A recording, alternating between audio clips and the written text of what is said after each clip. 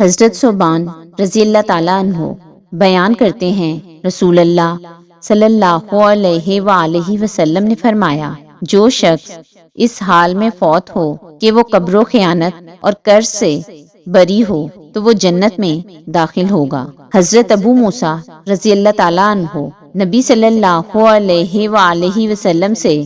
روایت کرتے ہیں، آپ صلی اللہ علیہ وآلہ وسلم نے فرمایا، کبیرہ گناہوں کے بعد اللہ کے ہاں سب سے بڑا گناہ جس سے اللہ نے منع فرمایا ہے وہ یہ ہے کہ بندہ مرنے کے بعد اپنے رب سے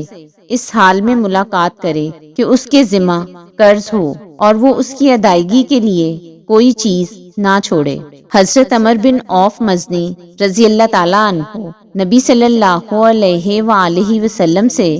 روایت کرتے ہیں، آپ صلی اللہ علیہ وآلہ وسلم نے فرمایا، مسلمانوں کے درمیان صلح جائز ہے، ایسی صلح کے سوا جو کسی حلال کو حرام کر دے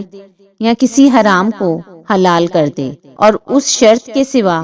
جو حلال کو حرام کر دے یا حرام کو حلال کر دے۔ مسلمان اپنی شرطوں پر ثابت ہیں۔ حضرت سوید بن قیس رضی اللہ تعالیٰ عنہ بیان کرتے ہیں، میں اور مغرفہ مہدی۔ حضرت سوید بن قیس رضی اللہ تعالیٰ عنہ بیان کرتے ہیں، میں اور مغرفہ عبدی تجارت کے لیے حجر سے کپڑا لے کر مکہ آئے تو رسول اللہ صلی اللہ علیہ وآلہ وسلم پیدل چلتے ہوئے ہمارے پاس تشریف لائے اور آپ نے ایک شلوار کے کپڑے کی ہم سے قیمت طے کی تو ہم نے آپ کو فروخت کر دیا۔ وہاں ایک آدمی تھا جو اجرت پر وزن کیا کرتا تھا۔ رسول اللہ صلی اللہ علیہ وآلہ وسلم نے اسے فرمایا، وزن کر اور جھکتا وزن کر، یعنی پورے سے کچھ زیادہ۔